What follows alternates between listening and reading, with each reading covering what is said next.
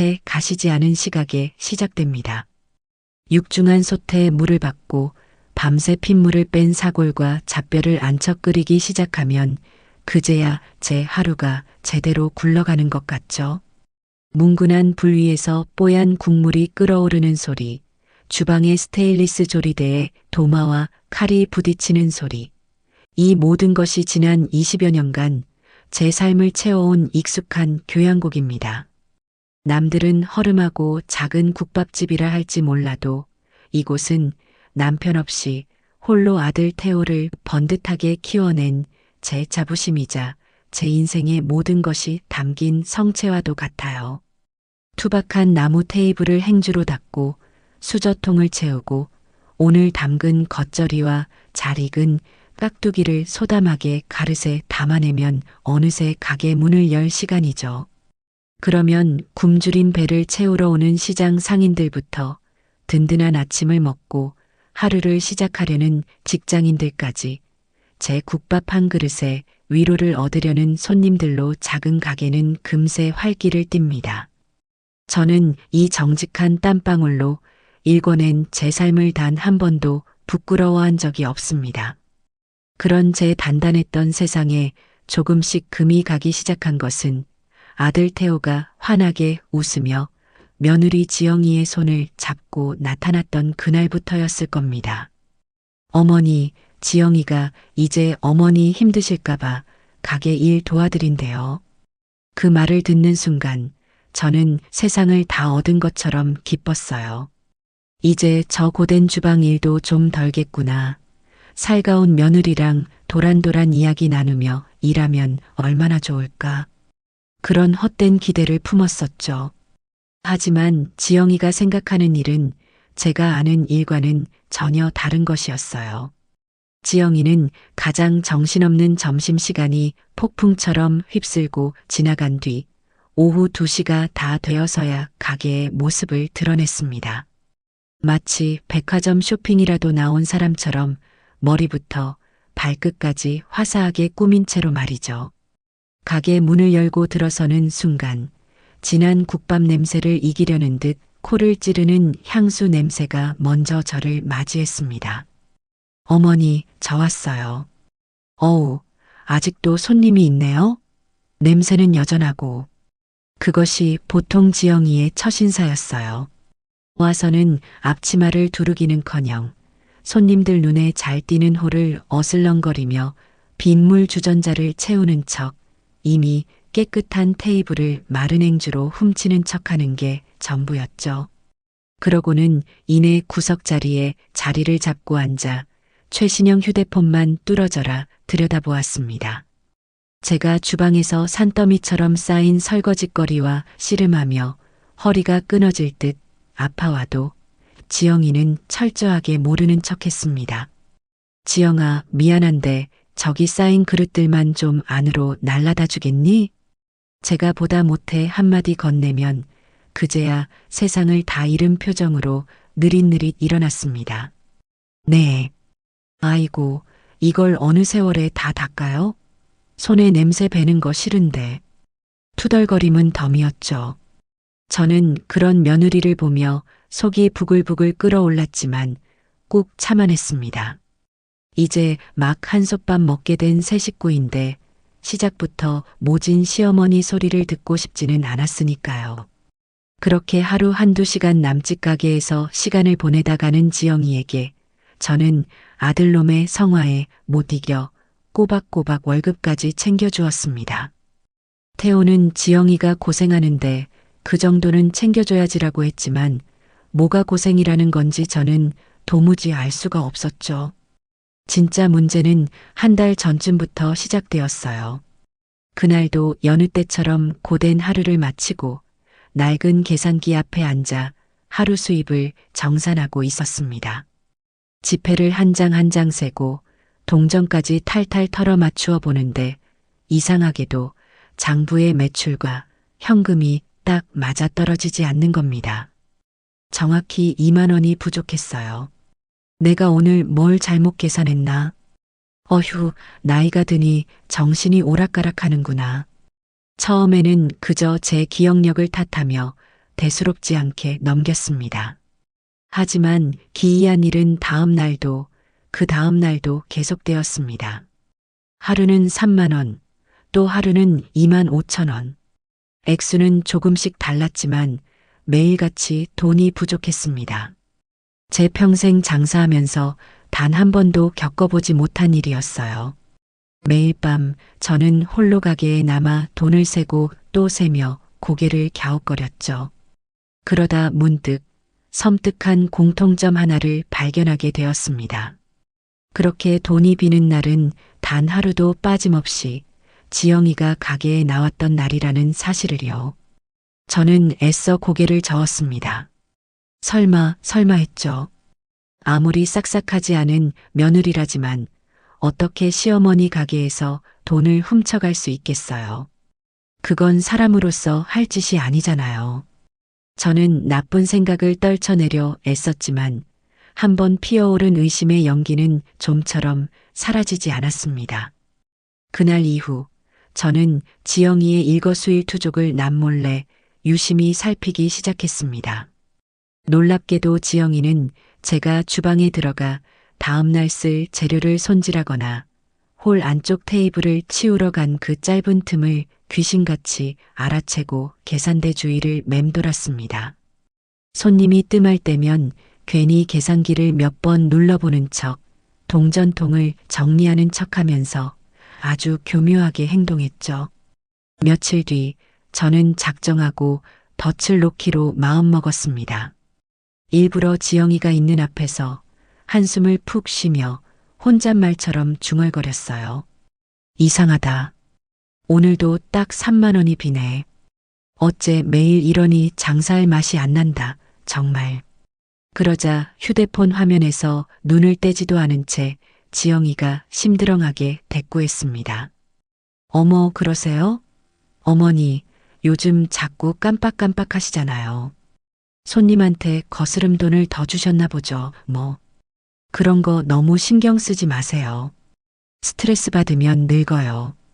그 아무렇지 않은, 오히려 저를 타박하는 듯한 말투와 태연한 얼굴을 보는 순간 제 마음속에서 무언가 무너져 내렸습니다.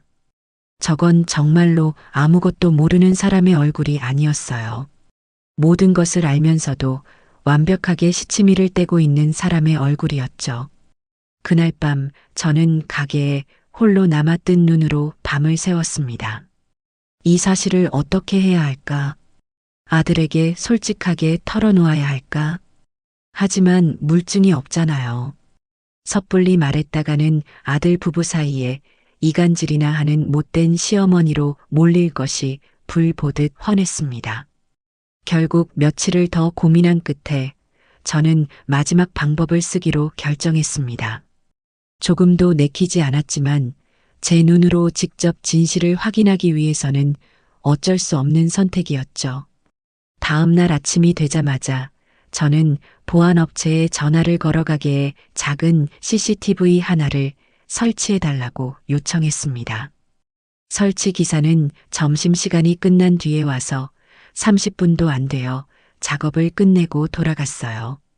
저녁 장사까지 모두 마치고 저는 태호에게 전화를 걸었습니다. 아들, 엄마 가게에 CCTV 하나 달았다. 수화기 너머로 아들의 귀찮음이 섞인 목소리가 들려왔어요. CCTV는 또 뭐하러요? 우리 가게에 뭐 훔쳐갈 게 있다고. 돈 아깝게. 요즘 세상이 하도 흉흉해야지. 시장 골목이라 밤 되면 무섭기도 하고 그냥 방범용으로 하나 있는 게 마음이 편할 것 같아서 그랬다. 알아서 하세요. 근데 엄마 그런 거 달 돈 있으면 지영이 용돈이나 좀 더 줘요. 걔가 친구들 만나면 기죽는다고 엄마 가게 월급으로는 예쁜 옷 한 벌 사기도 힘들다고 맨날 하소연해요. 저는 그 말을 듣는 순간 말문이 턱 막혔습니다. 아들은 제 가게의 안전이나 제 걱정은 안중에도 없었어요. 오로지 자기 아내의 투정만이 중요한 아들이었죠. 저는 더 대꾸할 기운도 없어 알겠다고만 하고 전화를 끊었습니다. 텅 빈 가게에 홀로 남아 저는 천장 구석에 까맣게 자리 잡은 CCTV 렌즈를 물끄러미 올려다보았습니다. 저 작은 눈이 앞으로 제 삶을 얼마나 크게 뒤흔들어 놓을지 그때는 감히 짐작조차 할 수 없었죠. 다만 앞으로 아주 길고 힘든 싸움을 시작해야 할지도 모른다는 불길한 예감이 제 심장을 무겁게 짓누를 뿐이었습니다. 부디 제 모든 의심이 그저 늙은이의 기우이기를 저는 간절히, 정말 간절히 바랬습니다. CCTV를 달고 난 다음 날이었어요. 밤새 잠을 설친 탓에 몸은 솜이 물에 젖은 듯 무거웠지만 정신은 오히려 얼음물에 세수한 것처럼 맑아오더군요. 가게 천장 구석에 자리 잡은 작고 검은 렌즈가 꼭 저를 내려다보는 것만 같아 괜히 마음이 불편했죠. 제 손으로 단 물건인데도 꼭 제 삶의 한 구석을 들켜버린 기분이랄까요. 그날은 이상하게 지영이가 평소보다 훨씬 늦게 해가 뉘엿뉘엿 넘어갈 무렵인 3시가 다 되어 가게에 나타났어요. 어제 새로 한 게 분명한 화려한 손톱을 연신 호호 불어가며 들어서는 모습이 도저히 일하러 온 사람의 태도는 아니었죠. 어머니, 저 왔어요. 어우, 날씨는 왜 이렇게 더운지 몰라요. 가게는 에어컨을 틀어도 후덥지근하고 이러니 제가 맨날 피부가 뒤집어지죠. 오자마자 늘어놓는 불평을 한 귀로 흘려들으며 저는 말없이 고개만 까딱했어요. 지영이는 그게 당연하다는 듯 가게 구석에 자기 명품 가방을 던지듯 내려놓고는 곧장 냉장고로 달려가 시원한 음료수부터 꺼내 벌컥벌컥 마시더군요. 오늘따라 손님이 없었나 봐요. 가게가 텅 비었네. 제가 점심시간 내내 허리 한번 제대로 펴지 못하고 국밥을 몇십 그릇이나 말아낸 것은 보이지도 않는 모양이었어요. 저는 아무 대꾸 없이 끓고 있는 육수 위로 둥둥 떠오른 기름을 정성껏 걷어냈죠. 오늘 어쩌면 모든 진실이 밝혀질지도 모른다는 생각에 심장이 발밑으로 쿵 하고 내려앉는 기분이었습니다. 기회는 정말 생각보다 빨리 찾아왔어요. 20년 넘게 고기를 대온 단골 거래처 정육점 사장님에게서 전화가 걸려온 거예요. 새로 들어온 소자뼈 상태가 기가 막히게 좋은데 지금 바로 와서 눈으로 보고 가져가지 않으면 다른 식당에 다 넘겨야 한다는 다급한 목소리였죠. 평소 같았으면 저녁 장사 마치고 들르겠다고 했겠지만 그 순간 제 머릿속에서는 전혀 다른 계획이 번개처럼 스쳐 지나갔습니다. 지영아, 나 정육점에 잠깐만 좀 다녀와야겠다. 한 30분이면 충분할 거야. 그동안 가게 좀 잘 보고 있어 주렴. 혹시 손님 오시면 국밥은 아직 준비 안 됐다고 하고 시원한 물이라도 좀 챙겨드리고. 네, 지금 어딜 가신다고요? 저 혼자 이 넓은 가게에 있으라고요? 저 이런 거 한 번도 해본 적 없어서 무서운데. 지영이는 대놓고 싫은 티를 팍팍 냈지만 저는 못 들은 척하며 주방에 걸어두었던 앞치마를 풀었어요. 금방 올 거니까 걱정 말고 있어. 그리고 혹시 모르니 계산대에 돈 넉넉히 뒀으니까 외상값 받으러 오는 사람 있으면 거기서 계산해주고. 제가 일부러 계산대와 돈 이야기를 강조해서 꺼내자 지영이의 눈이 순간 반짝이는 것을 똑똑히 봤어요. 저는 겉옷을 대충 챙겨 입고 가게를 나섰죠. 하지만 제 발걸음은 정육점으로 향하지 않았어요. 대신 시장 골목을 크게 돌아 가게가 보이지 않는 낡은 전봇대 뒤에 몸을 숨겼죠. 그리고는 주머니에서 휴대폰을 꺼내 어제 설치한 실시간 CCTV 앱을 조용히 실행했어요. 손바닥만 한 작은 화면 속에 텅 빈 가게와 계산대 주위를 어슬렁거리는 지영이의 모습이 선명하게 들어왔습니다. 제 심장이 쿵쿵 하고 제 의지와는 상관없이 세차게 울리기 시작했어요. 지영이는 제가 정말로 갔는지 확인이라도 하려는 듯 가게 유리문을 빼꼼히 열고 밖을 한번 쓱 훑어보더군요. 그리고는 이내 안심한 얼굴로 다시 들어와 문을 닫았죠. 잠시 후를 어슬렁거리며 휴대폰을 만지작거리던 지영이는 이내 한치의 망설임도 없이 곧장 계산대로 다가갔습니다. 마치 자기 돈을 꺼내는 사람처럼 아주 자연스럽고 능숙하게 계산기 아래의 현금통을 열었어요. 지영이는 그 안에 있던 10,000원짜리와 50,000원짜리 지폐를 몇 장 세어보는 척하더니 그중 50,000원권 한 장과 10,000원권 2장을 재빨리 뽑아 자신의 하늘색 원피스 주머니 깊숙한 곳으로 찔러 넣었습니다. 너무나도 빠르고 익숙해서 오히려 비현실적으로 느껴지는 손놀림이었죠. 제 휴대폰 화면 속에서 벌어지고 있는 그 모든 장면이 꼭 현실이 아닌 텔레비전 드라마의 한 장면처럼 느껴졌어요. 가슴 한쪽이 얼음 송곳으로 쑤시듯 서늘하게 아려왔지만 이상하게 눈물은 한 방울도 나지 않았죠. 저는 앱을 닫고 휴대폰을 주머니에 넣었습니다. 그리고는 아무 일도 없었다는 듯 천천히 가게로 돌아갔죠. 가게 문을 열고 들어서자 지영이는 언제 그랬냐는 듯 다시 구석자리에 얌전히 앉아 휴대폰 게임에 열중하고 있었어요. 다녀왔다. 어머니, 벌써 오셨어요? 생각보다 빨리 오셨네요. 고기는 좋은 걸로 가져오셨어요? 세상 아무것도 모른다는 순진한 얼굴. 저는 그런 지영이를 보며 아무 말도 하지 않았습니다. 그저 제 예상이 틀리지 않았다는 서글픈 현실을, 그리고 제 손으로 직접 확인해버렸다는 잔인한 사실을 조용히 받아들일 뿐이었죠.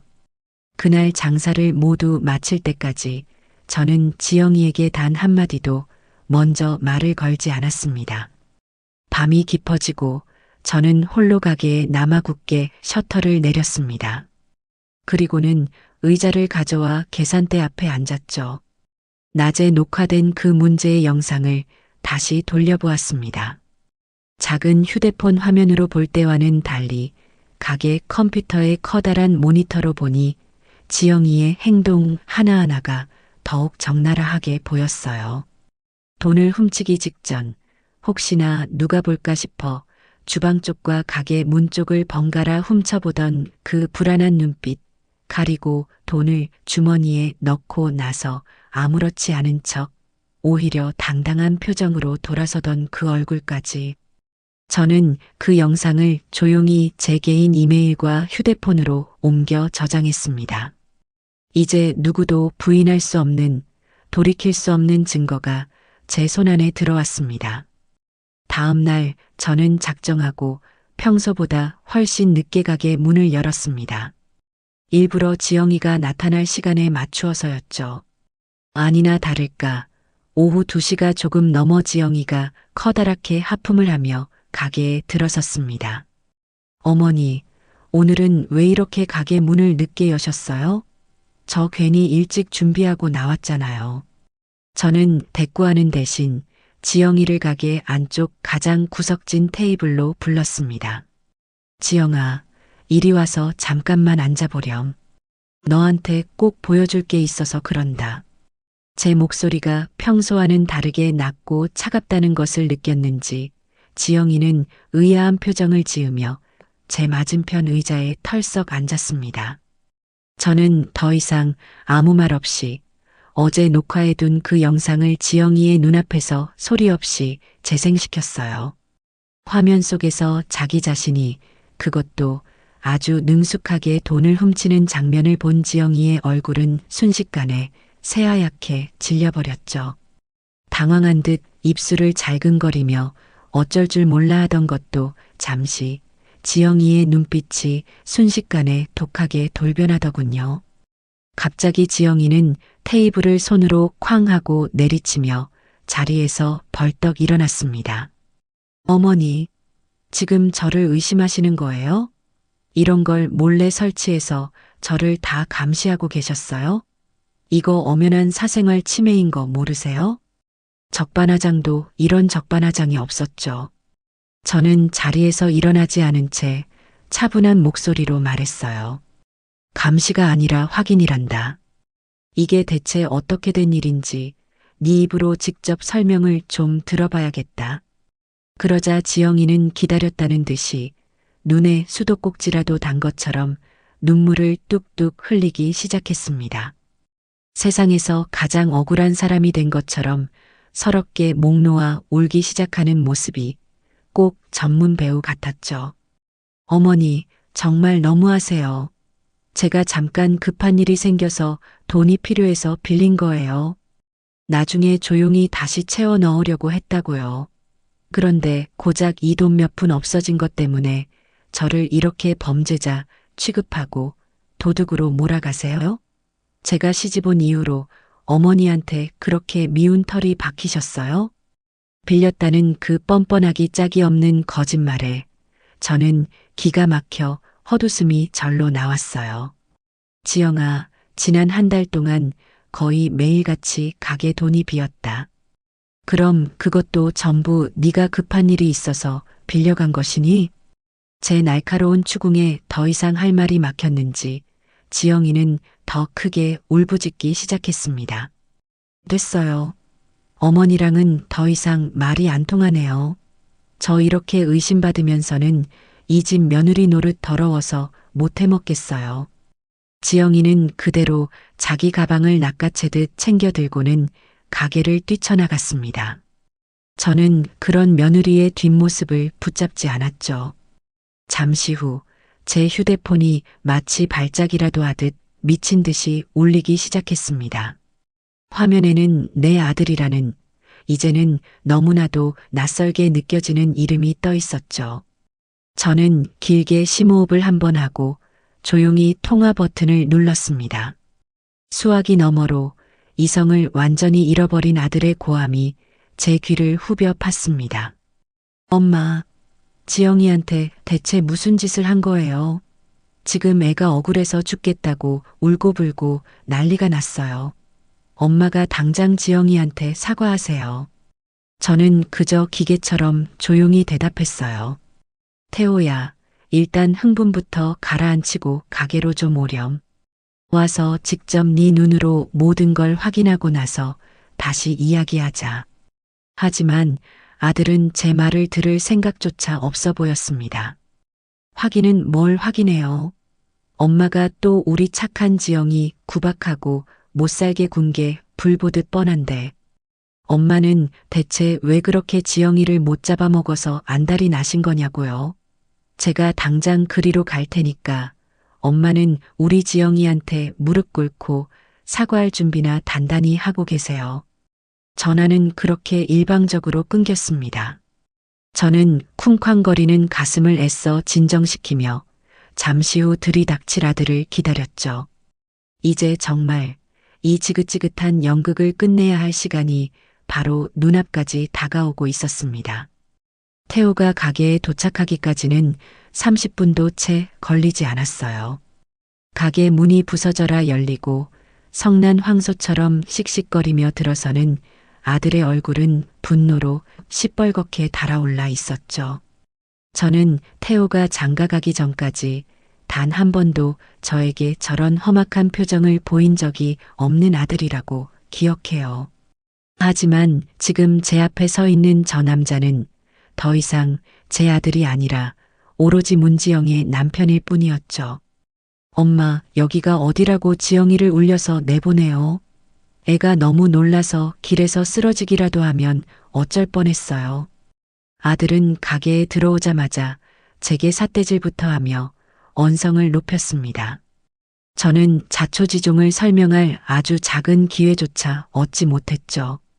태호야, 일단 좀 앉아서 차분하게 이야기 좀. 앉기는 어딜 앉아요. 지금 우리 지영이가 억울하고 분해서 밥도 못 넘기고 있는데 엄마는 지금 저녁 장사할 생각에 신나셨어요? 기가 막히고 코가 막혔어요. 저는 차분하게 끊어지려는 이성의 끈을 간신히 붙잡고 아까 지영이에게 보여줬던 그 영상을 다시 재생시켜 태호에게 내밀었습니다. 아들, 다른 말 다 필요 없고 일단 이것부터 좀 보렴. 이걸 보고 나서 다시 이야기하자. 하지만 태호는 제 휴대폰 화면을 쳐다보려고도 하지 않았습니다. 오히려 벌레라도 보는 듯한 표정으로 제 손을 아주 거칠게 탁 쳐냈죠. 제 손에서 미끄러진 휴대폰이 타일 바닥으로 떨어지며 텅하는 둔탁한 소리를 냈습니다. 이딴 거 볼 필요 없어요. 안 봐도 뻔하잖아요. 엄마가 우리 지영이 못살게 구는 장면이라도 교묘하게 편집해서 만들어 놓으셨어요? 엄마, 저한테 정말 실망이에요. 어떻게 한 가족이 된 사람을 그렇게 못 믿으세요? 못 믿는 게 아니라 이게 사실이니까. 사실은 무슨 놈의 사실. 엄마가 평소에 지영이한테 얼마나 모질게 대하고 사사건건 닥달했으면 애가 오죽했겠냐고요. 가게에서 돈 몇 푼 사라졌으면 엄마가 그냥 모르는 척 채워 넣으면 그만이지. 그걸 굳이 애를 잡아서 돈내 망신을 줘야 했어요? 아들의 입에서 쏟아져 나오는 말들은 날카로운 유리 조각이 되어 제 심장에 하나하나 박히는 것 같았어요. 아, 내 아들놈은 이미 정상이 아니구나. 저 여자의 거짓 눈물에 눈이 멀고 귀가 멀어 눈앞에 진실을 볼 생각조차 없는 거구나. 저는 바닥에 나뒹구는 휴대폰을 주워들 생각도 하지 못한 채 그저 제 아들의 얼굴을 멍하니 바라보았습니다. 제 침묵을 긍정의 의미로 받아들인 건지 태호는 더욱 기세등등하게 저를 몰아세웠어요. 왜 아무 말이 없으세요? 이제 와서 좀 미안한 마음이 드세요? 우리 지영이 겉으로는 강한 척해도 속은 엄청 여려서 상처 한번 받으면 정말 오래가는 애란 말이에요. 엄마 때문에 우리 애한테 무슨 문제라도 생기면 제가 엄마 절대로 용서 못할 줄 아세요. 우리 애라니요. 마치 제가 자기 아내를 잡아먹으려는 호랑이 시어머니라도 되는 것처럼 말하는 아들의 모습에 마지막까지 남아있던 아주 작은 정마저 산산조각 나는 기분이었습니다. 저는 마지막으로, 정말 마지막으로 아주 작은 기대를 걸고 아들에게 물었어요. 태호야, 그래서 너는 지금 네 엄마 말은 단 한마디도 들어보지 않고 무조건 네 아내의 눈물 섞인 말만 믿겠다는 거니? 그 질문에 태호는 1초의 망설임도 없이 오히려 당연하다는 듯이 대답했습니다. 당연하죠. 제가 죽도록 사랑해서 결혼한 제 아내잖아요. 엄마는 평생을 같이 살아온 가족이고 지영이는 제가 이제부터 평생을 책임지고 지켜줘야 할 여자라고요. 그 말을 듣는 순간 저는 모든 것을 포기했어요. 더 이상의 대화는 아무런 의미가 없었죠. 태호는 이내 제게 최후 통첩이라도 하듯 말했습니다. 제 아내를 울리는 사람은 그게 엄마라고 해도 저는 용서 못해요. 당장 지영이한테 가서 무릎 꿇고 진심으로 사과하세요. 만약 그렇게 못하시겠다면 저도 다시는 엄마 얼굴 볼 생각 없습니다. 저는 그가 짜는 협박에 아무런 대답도 하지 않았습니다. 그저 제 배 아파 낳은 저 어리석고 가여운 아들을 조용히 바라볼 뿐이었죠. 제 침묵에 더욱 화가 머리끝까지 치민 것일까요? 이성을 완전히 상실해버린 태호는 갑자기 제 앞으로 성큼 다가서더니 다짜고짜 오른손을 높이 들어 올렸습니다. 그리고 다음 순간 짝 하는 귀가 먹먹해질 정도로 날카로운 파열음과 함께 제 왼쪽 뺨에 불덩이가 떨어진 듯한 통증이 느껴졌습니다. 세상이 한순간 멈추는 것 같았어요. 가게 안의 모든 소음이 사라지고 제 귀에서는 윙하는 날카로운 이명만이 끝없이 맴돌았죠. 제 아들의 손바닥이 제 평생을 바쳐 키워낸 아들의 손이 제 뺨을 세차게 내리쳤습니다. 제 평생 먼저 세상을 떠난 제 남편에게도 맞아본 적 없는 뺨을 제 아들의 손에 맞은 겁니다. 충격으로 몸이 심하게 휘청거렸지만 저는 넘어지지 않으려 필사적으로 다리에 힘을 주고 버텼습니다. 고개가 돌아갔던 방향 그대로 저는 한동안 멈춰 서 있었습니다. 뺨에 타는 듯한 통증보다 심장이 갈기갈기 찢어지는 듯한 고통이 훨씬 더 컸습니다. 하지만 이상하게도 눈물은 나오지 않았어요. 오히려 머릿속이 얼음장처럼 차갑게 식으면서 복잡했던 모든 상황이 놀라울 정도로 명료하게 정리되기 시작했죠. 저는 천천히 고개를 돌려 다시 아들을 마주 보았어요.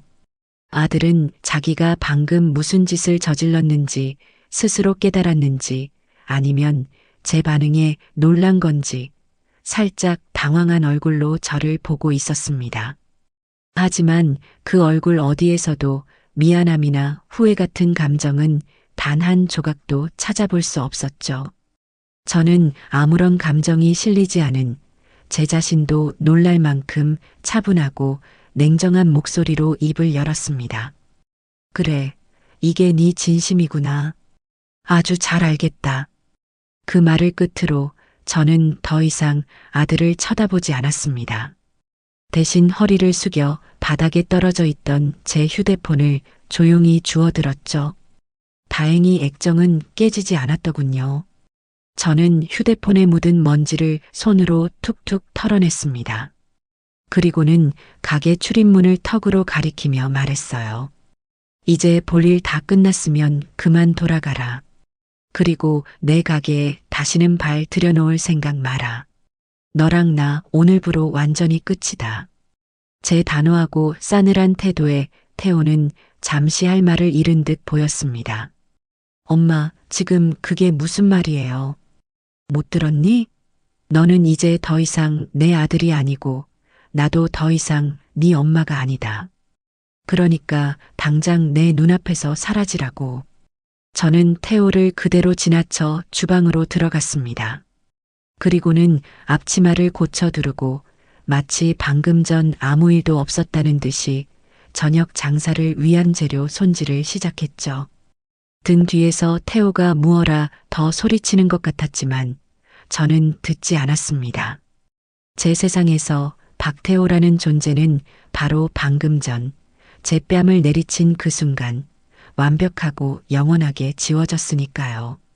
아들놈이 가게를 뛰쳐나가고 난 뒤에도 저는 한참 동안이나 말없이 깍두기만 썰었어요. 단단한 무가 칼날 아래서 서걱, 서걱하고 잘려나가는 소리만이 가게 안에 무거운 정적을 깨고 울렸죠.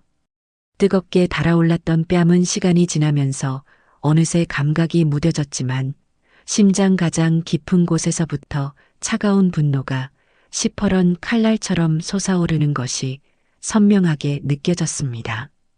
주저앉아 울거나 절망에 빠져 있을 시간조차 아까웠어요. 제 머릿속은 앞으로 해야 할 일들의 순서를 정리하며 그 어느 때보다 빠르고 냉정하게 회전하기 시작했죠. 그날 저녁 장사를 어떻게 마쳤는지 잘 기억나지 않아요. 저는 마치 잘 짜인 기계처럼 손님을 받고 국밥을 내어주고 돈을 받았죠. 단골 손님들은 제 표정이 왜 그리 어둡고 굳어 있냐고 걱정하며 물었지만 저는 그저 몸이 좋지 않다는 말로 얼버무렸습니다. 마지막 손님까지 모두 돌아가고 가게 셔터를 드르륵 소리를 내며 내린 순간 저는 굳게 닫힌 문에 등을 기댄 채 그대로 바닥에 주저앉았습니다. 하지만 그건 슬픔이나 절망 때문이 아니었어요.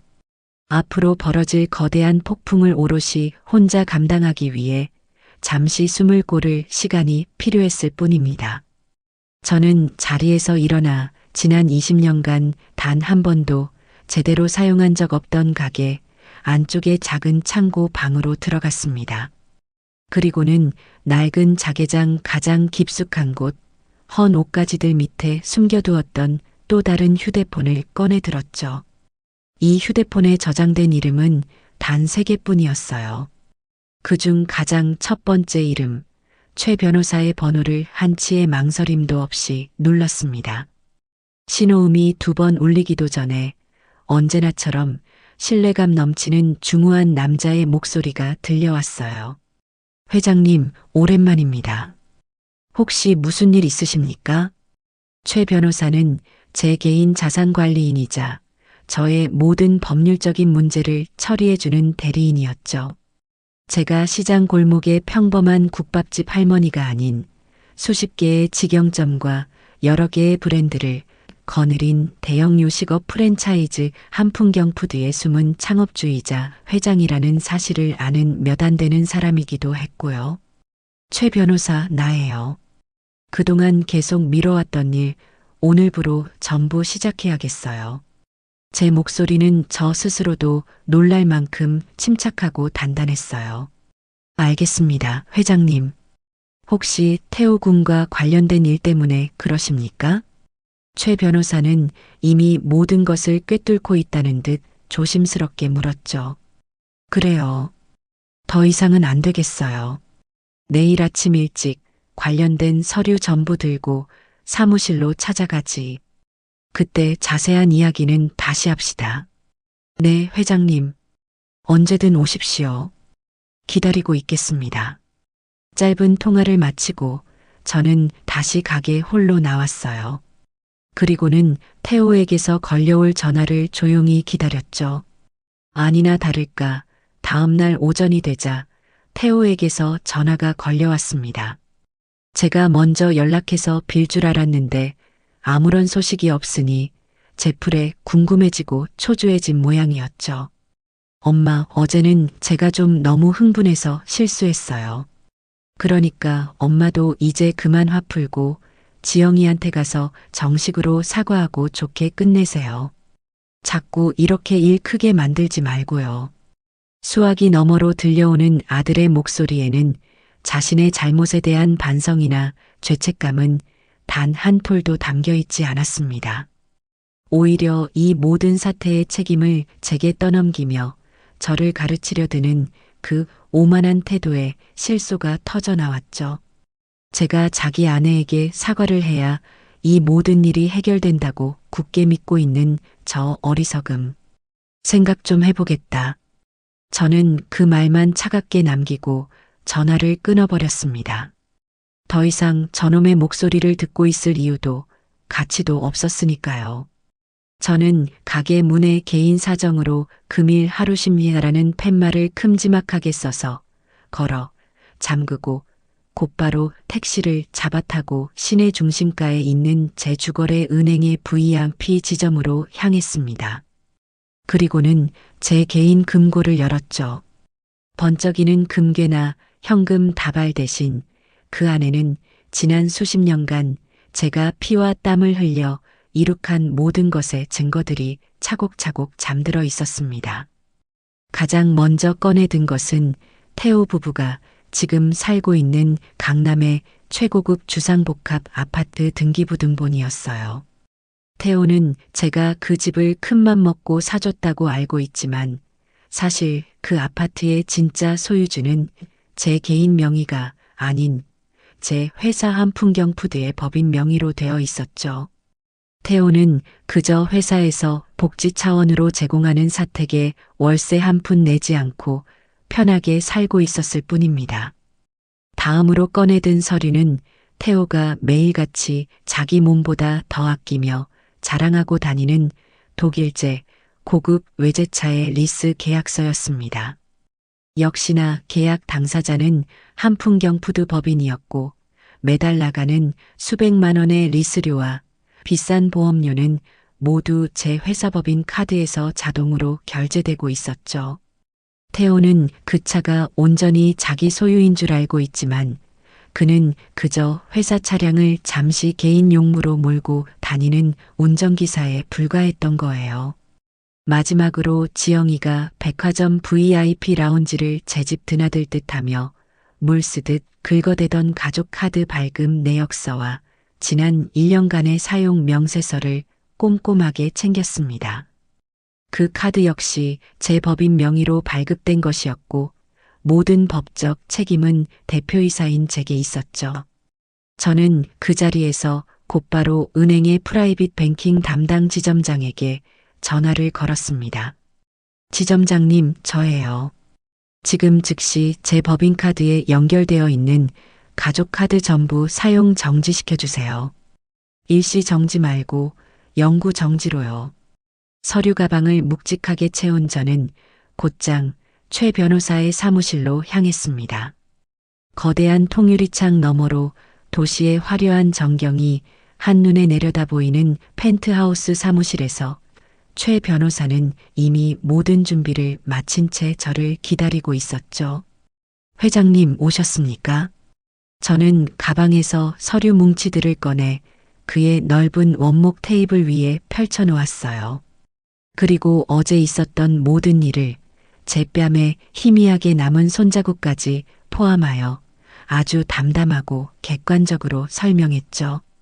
제 이야기를 듣는 내내 굳은 표정을 유지하던 최 변호사는 모든 설명이 끝나자 깊은 한숨을 내쉬며 말했습니다. 결국 회장님께서 가장 우려하시던 일이 현실이 되었군요. 그래서 앞으로 어떻게 진행하기를 원하십니까? 저는 창밖의 높은 빌딩 숲을 바라보며 대답했어요. 가장 먼저 저 아파트에서 두 사람을 당장 끌어내야겠어요. 법적으로 우리가 취할 수 있는 가장 빠르고 확실한 방법으로 진행해 주세요. 오늘 당장 내용 증명부터 보내시죠. 알겠습니다. 퇴거에 불응할 시에는 곧바로 명도 소송으로 전환하여 처리하겠습니다. 그리고 저 차, 리스 계약 당장 해지하고 내일이라도 바로 회수 조치하세요. 계약 파기에 따른 위약금은 우리가 전부 물면 되니까요. 네. 지금 바로 리스사에 연락해서 그렇게 처리하겠습니다. 마지막으로 박태호 과장이 다니는 회사. 거기가 3년 전에 우리가 인수한 IT 자회사 중 하나 맞죠? 최 변호사는 제 말에 조용히 고개를 끄덕였어요. 네, 맞습니다, 회장님. 저는 차가운 목소리로 마지막 지시를 내렸습니다. 그 회사 윤리감사팀에 정식으로 제보하세요. 박태호 과장의 가족 간 금전 문제 및 부적절한 처신으로 인한 기업 이미지 실추 우려에 대한 내용으로요. 발신인은 최 변호사 당신의 법무법인 명의로 하고요. 증거 자료는 내 가게 CCTV 영상 파일이면 충분하겠지. 최 변호사는 제 말에 잠시 놀란 듯 했지만 이내 모든 것을 결심한 제 눈빛을 보고는 더 이상 아무것도 묻지 않고 말없이 고개를 끄덕였습니다. 이제 모든 주사위는 던져졌어요. 제 손으로 제 아들을 심판해야 하는 이 기가 막히고 서글픈 상황. 하지만 저는 조금도 후회하지 않아요. 이건 단순한 복수가 아니에요. 썩어 문드러진 부분을 도려내고 잘못된 것을 바로잡는 과정일 뿐입니다. 제국을 힘들게 세우는 것보다 그것을 올바르게 지켜내는 것이 몇 배는 더 어렵다는 말을 저는 지금 이 순간 제 온몸으로 뼈저리게 실감하고 있었습니다. 최 변호사의 사무실에서 나온 제 발걸음은 이상할 정도로 가벼웠어요. 지난 몇 달간 제 가슴을 맷돌처럼 짓누르던 무거운 돌덩이가 한순간에 사라진 기분이었죠. 슬픔이나 분노 같은 격한 감정은 이미 저 멀리 밀어낸 지 오래였고요. 제 머릿속은 오직 앞으로 해야 할 일들을 순서대로 정리하는 얼음장처럼 차가운 이성만이 남아있을 뿐이었죠. 그날 저는 20년 만에 처음으로 가게 문을 열지 않았어요. 대신 곧장 집으로 돌아와 아주 오랜만에 정말로 깊고 편안한 잠을 잤어요. 폭풍의 첫 번째 전조는 바로 다음 날 오후 가장 화려하고 소란스러운 곳에서부터 시작되었어요. 저는 그 시각 최 변호사에게서 걸려온 전화를 받으며 모든 상황을 제 귀로 직접 실시간으로 보고받고 있었죠. 그날 지영이는 어김없이 마음 맞는 친구들과 함께 백화점 명품관을 돌아다니고 있었다고 해요. 제가 쥐어준 법인카드가 이미 정지된 사실은 꿈에도 모른 채 말이에요. 지영이는 친구들 앞에서 자신의 부유함을 과시라도 하듯 매장에 들어서자마자 이번 시즌 신상품으로 나온 수백만 원짜리 가방을 한치의 망설임도 없이 집어들었다고 합니다. 어머, 지영아. 너 저번 주에도 비슷한 가방 사지 않았어? 정말 대단하다. 남편이 돈을 대체 얼마나 잘 버는 거야? 친구의 부러움이 가득 섞인 말에 지영이의 어깨가 하늘 높은 줄 모르고 으쓱 올라갔겠죠. 이건 우리 어머님이 사주시는 거야.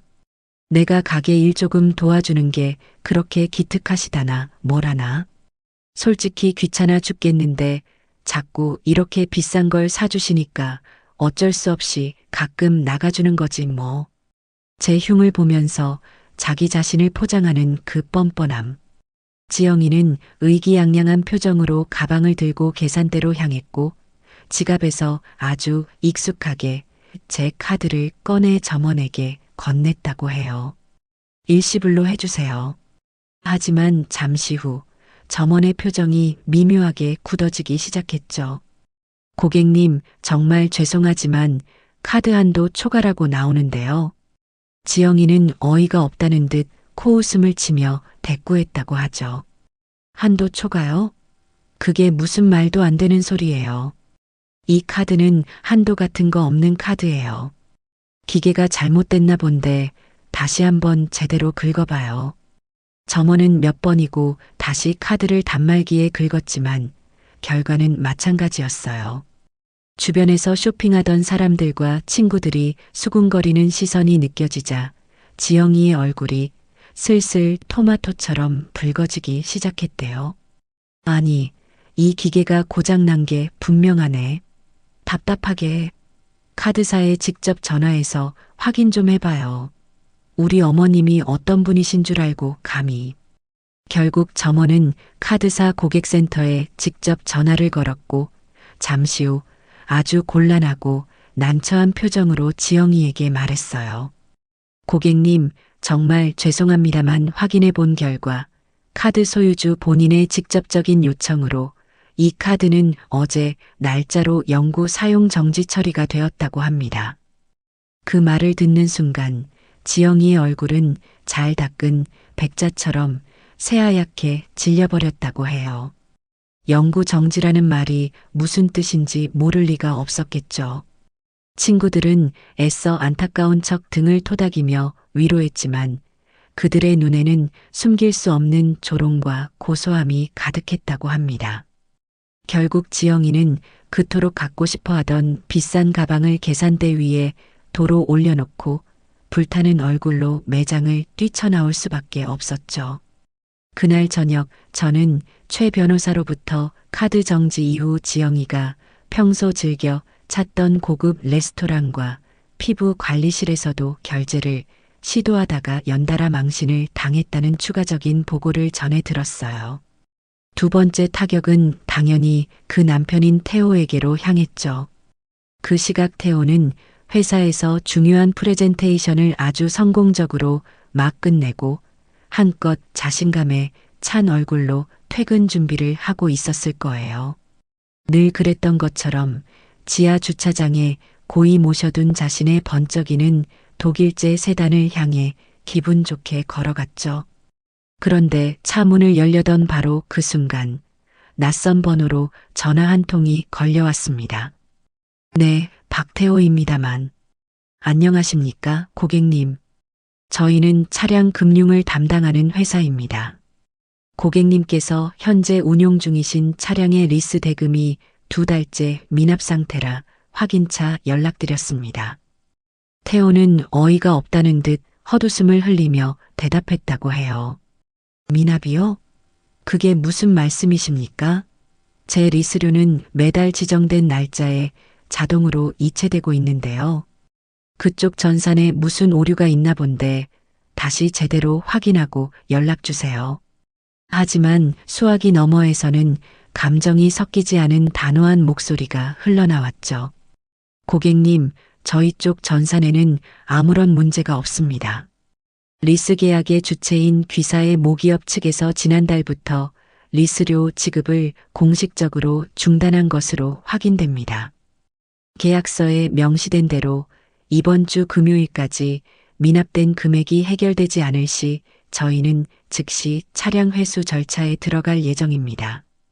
모기업이라는 단어를 듣는 순간 태호의 머릿속이 복잡하게 꼬여 들어가기 시작했겠죠. 그 차는 제가 사준 것이 아니라 제가 소유한 회사의 법인 명의로 리스해주고 있던 것이었으니까요. 태호는 당황해서 언성을 높이며 따져 물었지만 금융사 직원은 기계처럼 같은 말만 반복할 뿐이었어요. 결국 태호는 그날 자신의 분신처럼 아끼던 차를 주차장에 그대로 세워두고 평생 타본 적 없는 찝찝한 기분으로 만원 버스에 몸을 싣고 퇴근해야만 했죠.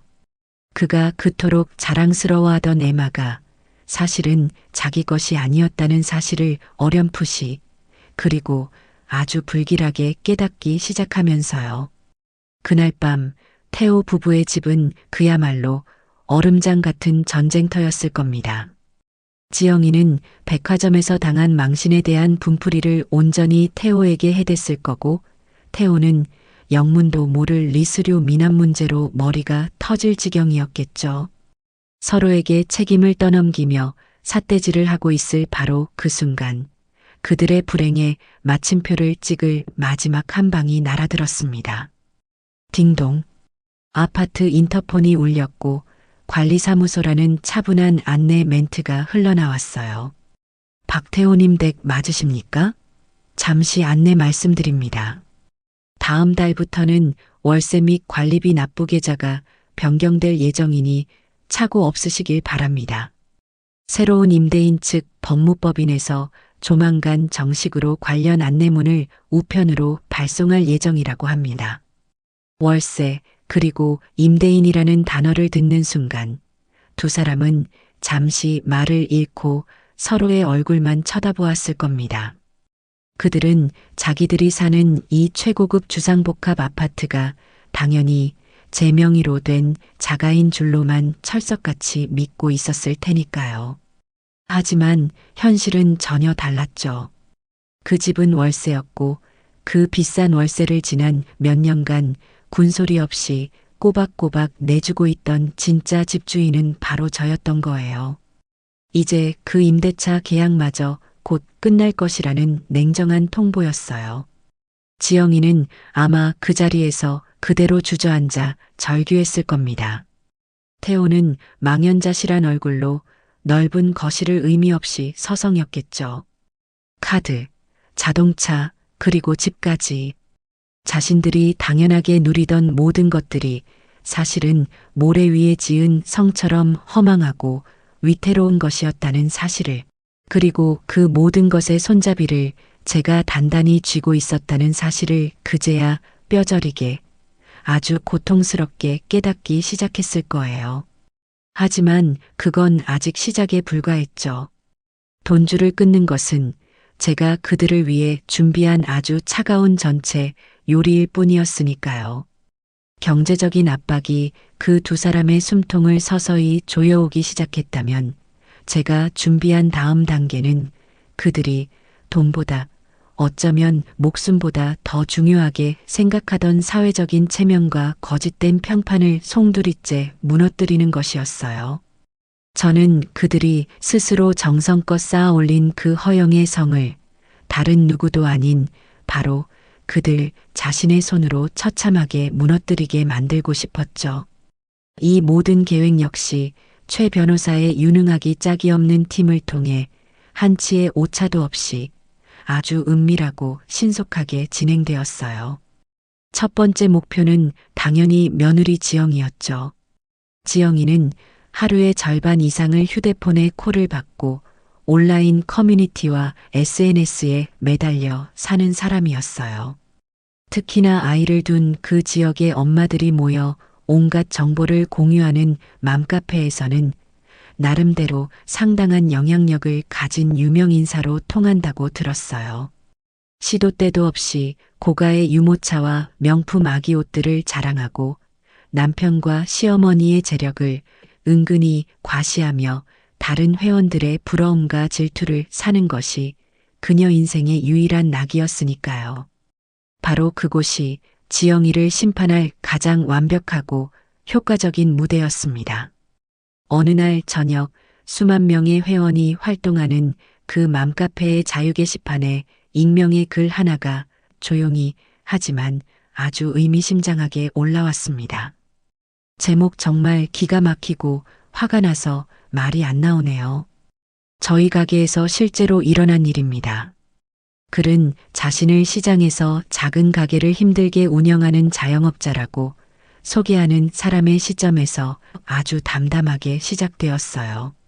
내용은 감정적인 호소 없이 오히려 너무나도 구체적이고 상세해서 더 소름이 돋을 정도였죠. 최근 가게 일을 돕겠다고 들어온 며느리가 야금야금 가게 돈에 손을 대기 시작했다. 너무 속상했지만 물증이 없어 소가리만 하다가 결국 작은 CCTV를 달았고 아니나 다를까 며느리가 돈을 훔치는 장면을 똑똑히 잡았다. 며느리에게 조용히 영상을 보여주며 타이르자 오히려 자신을 파렴치한 도둑으로 모함한다며 눈물로 호소했고 그 거짓 눈물을 그대로 믿은 아들이 가게로 달려와 자기 늙은 어머니에게 차마 입에 담을 수 없는 막말과 함께 손찌검까지 했다는 내용이었어요. 그리고 글의 마지막에는 결정적인 증거사진 한 장이 첨부되어 있었죠. 바로 제 가게 CCTV 화면을 캡처한 사진이었어요. 물론 지영이의 얼굴은 누구인지 전혀 알아볼 수 없도록 두꺼운 모자이크 처리가 되어 있었죠. 하지만 저는 최 변호사에게 아주 중요한 지시를 하나 내렸었어요. 지영이가 그날 들고 있던 국내에 몇 개 들어오지도 않은 한정판 명품 가방과 그녀가 평소 SNS에 시계처럼 자랑하던 독특한 디자인의 고가 팔찌만큼은 절대로 모자이크 처리하지 말라고요. 그 글은 게시판에 올라온 지 1시간도 되지 않아 수백 개의 댓글이 달리며 폭발적인 반응을 불러일으켰습니다. 세상에 아들이 늙은 어머니를 때리다니. 정말 인간도 아니다. 며느리가 완전 싸가지네. 저런 며느리는 당장 머리끄덩이 잡아서 내쫓아야지. 처음에는 익명의 사건에 함께 분노하던 댓글들이 어느 순간부터 전혀 다른 방향으로 흐르기 시작했어요. 그런데 저 사진 속 가방이랑 팔찌. 어디서 많이 본 것 같은데? 헐 대박. 설마요. 우리 아파트 사는 맘 아니에요? 지난번에 백화점 가서 저 가방이랑 똑같은 거 샀다고 게시판에 사진까지 올리면서 자랑했었는데 사진 속 여자 옷차림도 어제 어떤 맘이 자기 SNS에 올린 옷이랑 완전 똑같아요. 소름 돋아. 누군가가 던진 작은 의심의 조각이 맞춰지기 시작하자 카페는 그야말로 발칵 뒤집혔습니다. 지영이와 평소 가깝게 지내며 댓글을 주고받던 회원들까지 나서서 사진 속 주인공이 그녀가 맞다고 증언하기 시작했죠. 지영이가 과거에 올렸던 온갖 자랑 글들이 하나둘씩 성지순례라는 이름으로 재소환되었고 그녀가 했던 모든 말들이 거짓과 허영으로 덕지덕지 포장된 것이었음이 만천하에 드러났어요. 그녀를 동경하고 부러워하던 시선은 순식간에 경멸과 조롱으로 바뀌었습니다. 지영이는 뒤늦게 글을 보고 자신의 모든 SNS 계정을 비공개로 전환했지만 이미 엎질러진 물이었죠. 그녀는 자신이 여왕처럼 군림하던 그 온라인 세상 속에서 하루아침에 시어머니 가게 돈이나 훔치고 남편 시켜서 사람까지 치게 만드는 파렴치한 여자로 낙인 찍히고 말았습니다. 다음 차례는 당연히 제 아들 태호였죠. 태호는 비록 그 인성은 바닥을 기었지만 나름대로 번듯한 IT 기업의 과장으로 일하며 회사 내에서는 일 잘하고 유능한 인재로 평가받고 있었죠. 그 회사에서의 평판과 직급이 그의 마지막 남은 자존심이라는 것을 저는 누구보다 잘 알고 있었습니다. 바로 그날 오전에 태호가 다니는 회사의 윤리감사팀 전체 이메일함으로 한 통의 아주 공식적인 메일이 발송되었어요. 발신인은 국내에서 최고로 손꼽히는 이름만 대면 누구나 아는 대형 법무법인 바로 최 변호사의 회사였죠. 제목 귀사 소속 직원 박태호 과장의 가족 간 금전 문제 및 부적절한 처신에 대한 심각한 우려 표명 및 내부 감사 요청. 메일의 내용은 아주 간결하고 명확했지만 그 무게는 결코 가볍지 않았어요. 박태호 과장이 자신의 아내가 저지른 명백한 절도 행위를 옹호하는 과정에서 자신의 직계존속인 어머니에게 차마 입에 담기 힘든 언어적 모욕과 함께 심각한 수준의 물리적인 위해를 가한 정황을 포착했다. 이는 귀사의 기업 이미지 및 윤리 강령에 심각하게 위배될 수 있는 중대한 사안으로 이에 대한 철저하고 공정한 내부 조사를 정식으로 요청한다는 내용이었죠. 그리고 메일에는 2개의 작은 파일이 첨부되어 있었습니다. 하나는 지영이가 돈을 훔치는 장면이 고스란히 담긴 CCTV 영상 클립이었고, 다른 하나는 태호가 제게 고함을 치며 제 뺨을 때리던 순간의 소리가 너무나도 생생하게 녹음된 음성 파일이었어요. 제 가게 CCTV는 영상뿐만 아니라 소리까지 아주 선명하게 녹음되는 최신형이었거든요. 그 메일 한 통이 보수적인 기업 문화로 유명한 그 회사 내부에 불러온 파장은 상상을 초월했습니다. 태호는 그날 오후 부서의 모든 동료가 보는 앞에서 윤리감사팀 직원들에게 이끌려 투명한 유리벽으로 된 회의실로 불려 들어갔어요. 굳은 얼굴의 팀장과 마주 앉아 추궁당하는 태호의 모습을 모든 동료가 숨죽여 지켜보았죠. 회의실 안에서는 그날의 음성 파일이 재생되었고, 태호가 제게 내뱉었던 온갖 막말과 살과 살이 부딪히는 날카로운 소리가 희미하게 복도를 타고 새어나왔다고 해요. 태호는 처음에는 완강히 부인하며 억울함을 호소하다가 빼도 박도 못하는 증거가 명백해지자 결국 모든 것을 실토할 수밖에 없었죠.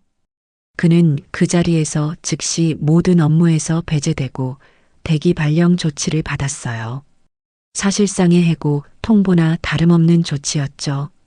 평생의 자랑이자 자부심이었던 회사는 이제 그에게 얼굴을 들고 다닐 수 없는 지옥 같은 공간이 되어버렸습니다.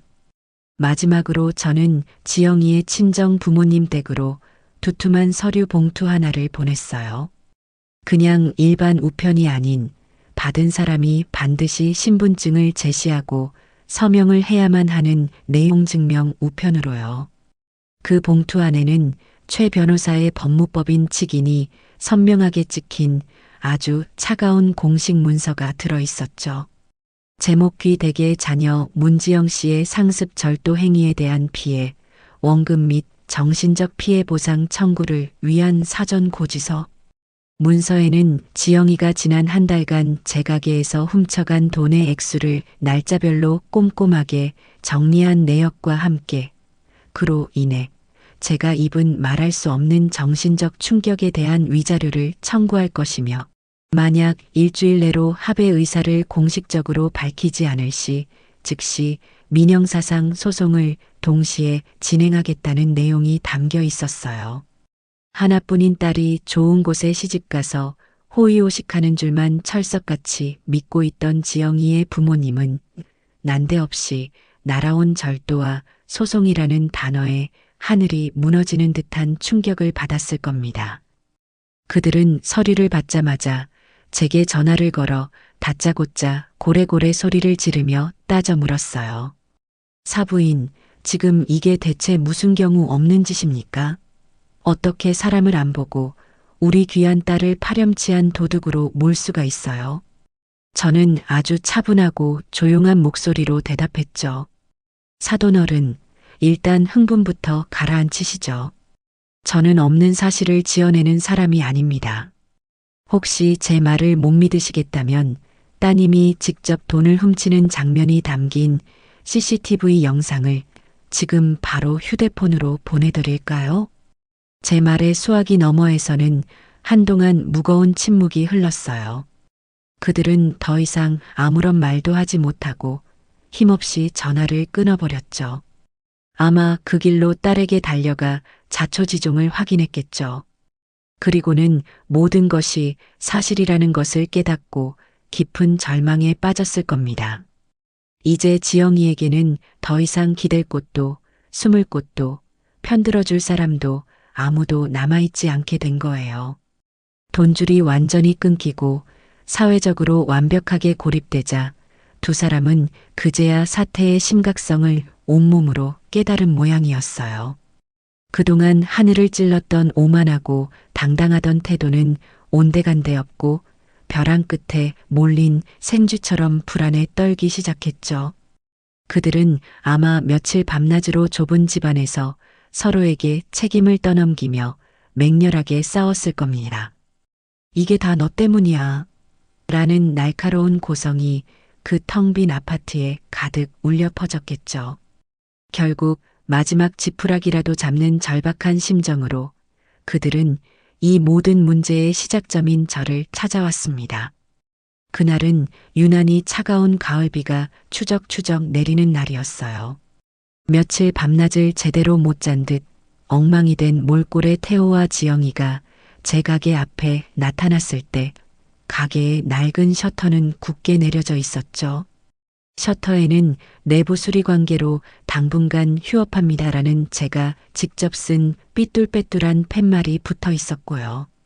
두 사람은 닫힌 셔터를 마치 미친 사람처럼 주먹으로 쾅쾅 두드리며 제 이름을 절박하게 외쳤습니다. 엄마, 안에 계신 거 다 알아요. 제발 문 좀 열어보세요. 우리 얼굴 보고 이야기 좀 해요. 어머니, 제가 정말 다 잘못했어요.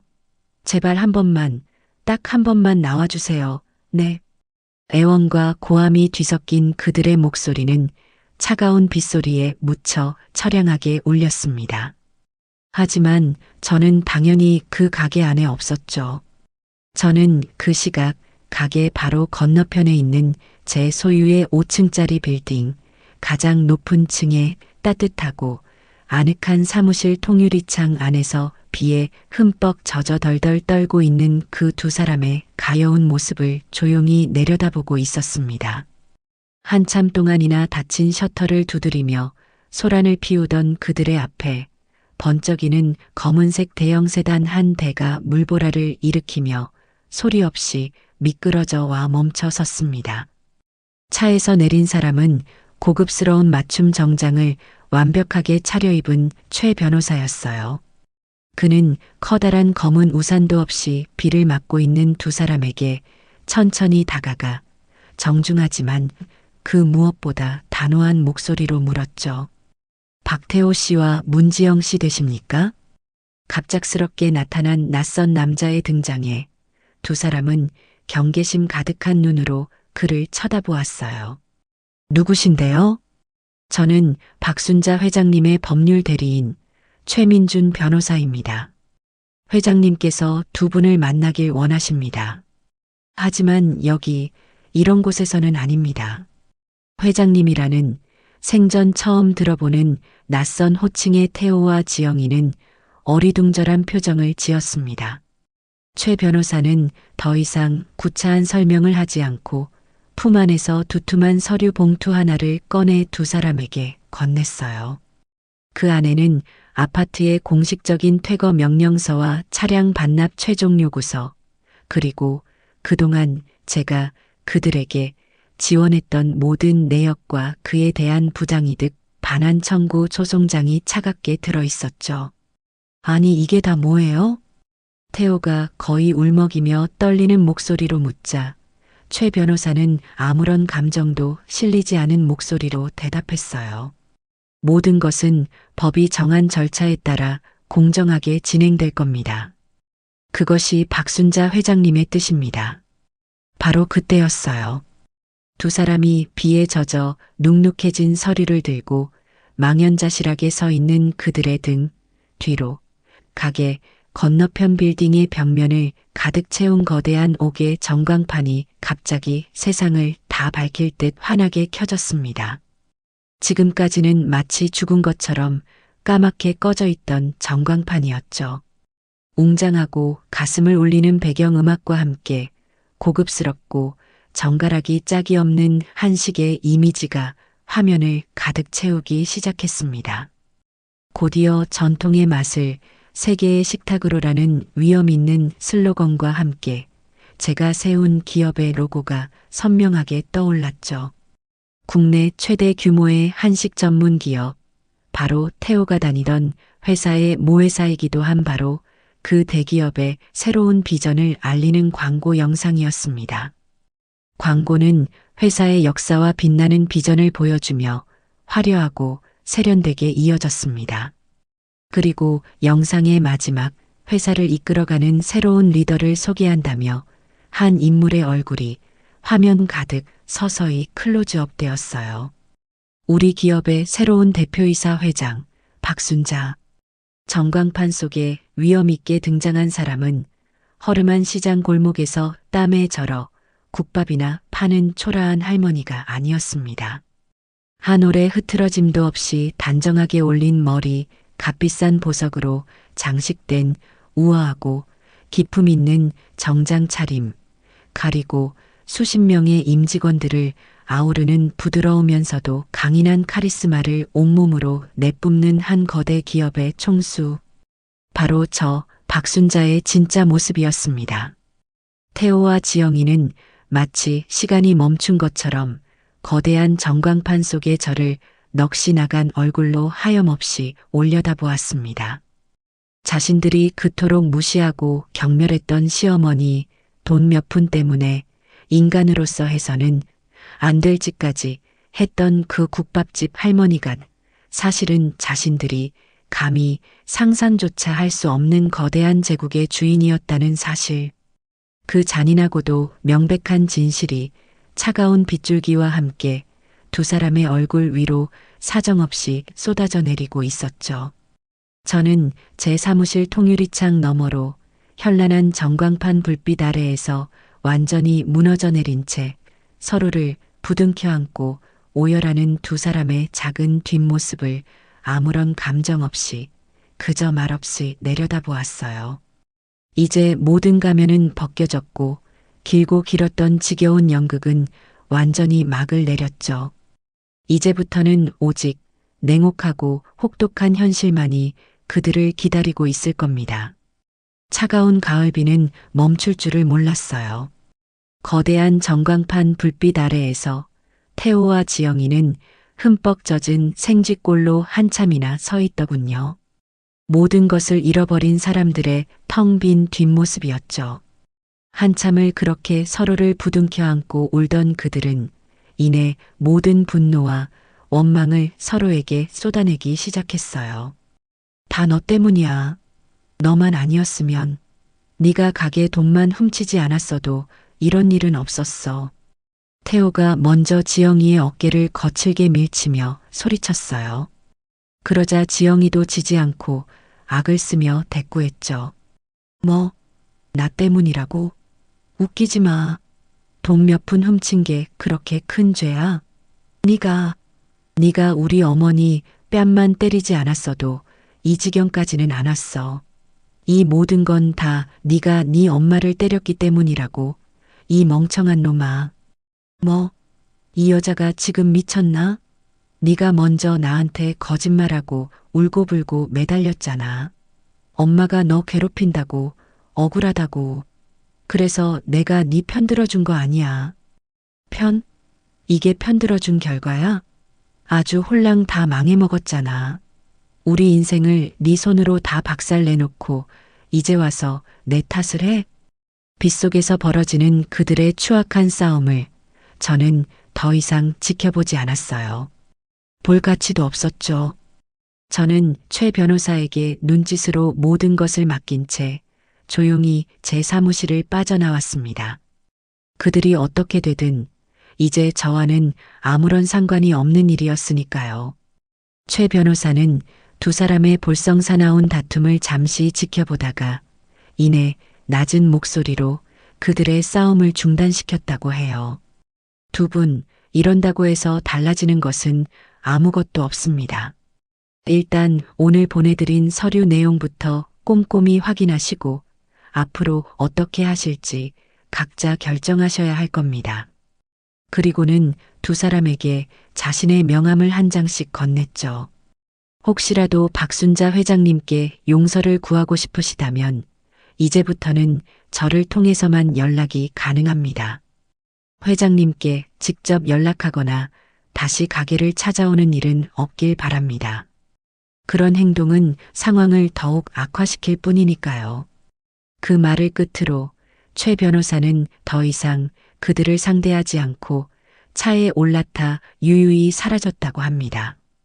칠흑 같은 어둠과 차가운 빛 속에 두 사람은 망연자실한 얼굴로 서로를 노려보며 한참이나 더 서 있었다고 하더군요. 그날 밤 그들은 월세였단 사실을 각 깨닫게 된 그 차가운 집으로 돌아갔겠죠. 집안의 모든 물건들이 이전과는 다르게 느껴졌을 거예요.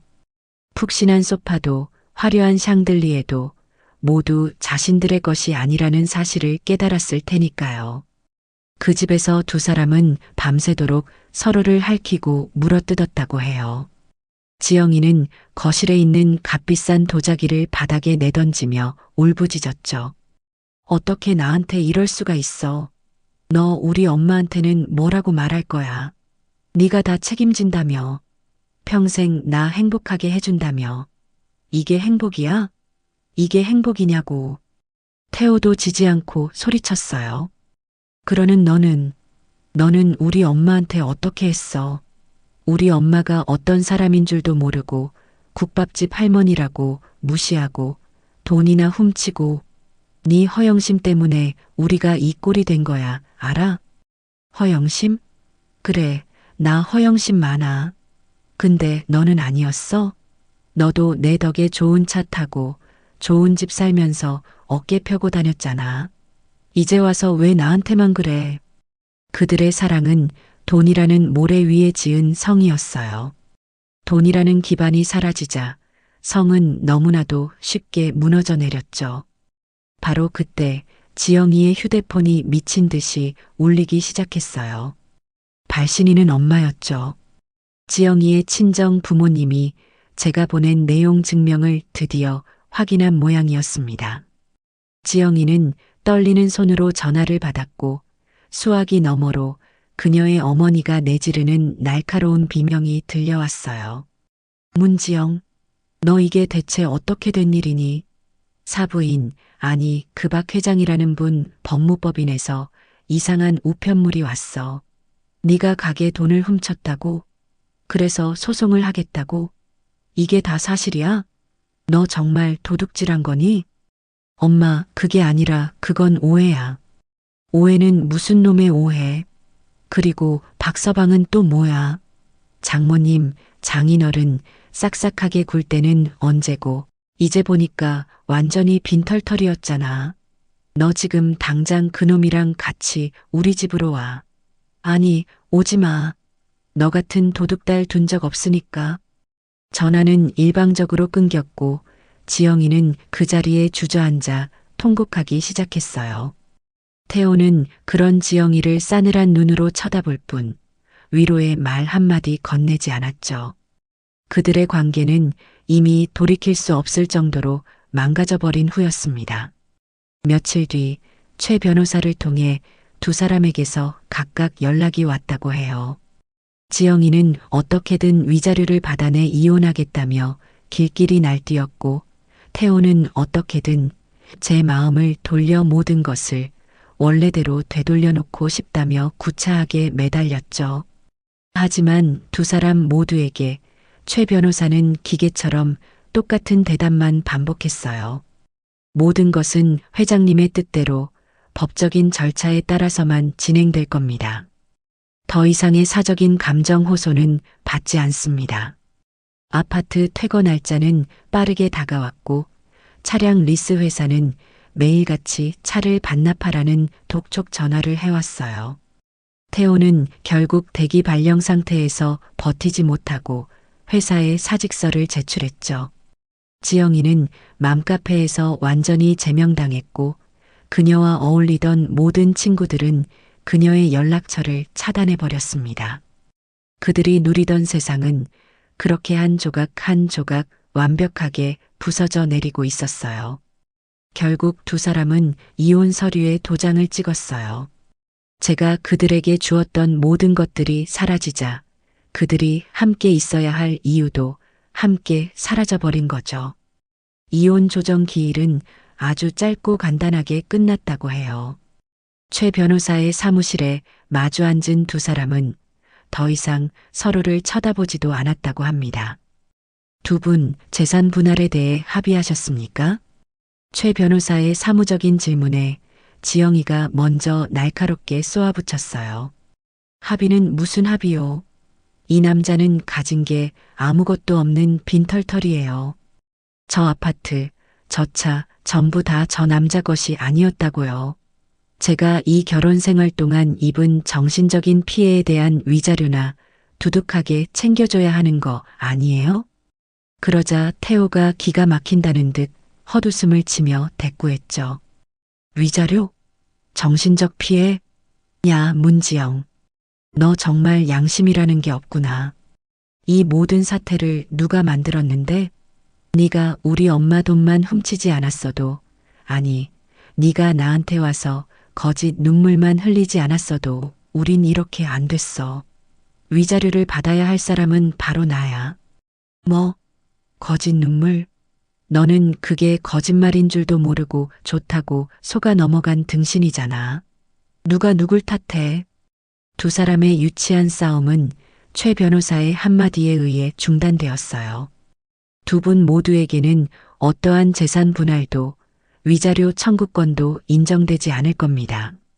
최 변호사는 미리 준비해둔 서류들을 테이블 위에 펼쳐놓았죠.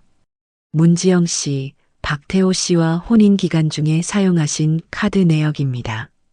전부 박순자 회장님의 법인 카드로 생활비라고 보기 어려운 사치품 구매 내역이 대부분이군요. 이는 부당이득에 해당하며 회장님께서 반환을 요구하실 경우 모두 갚아야 할 빚입니다.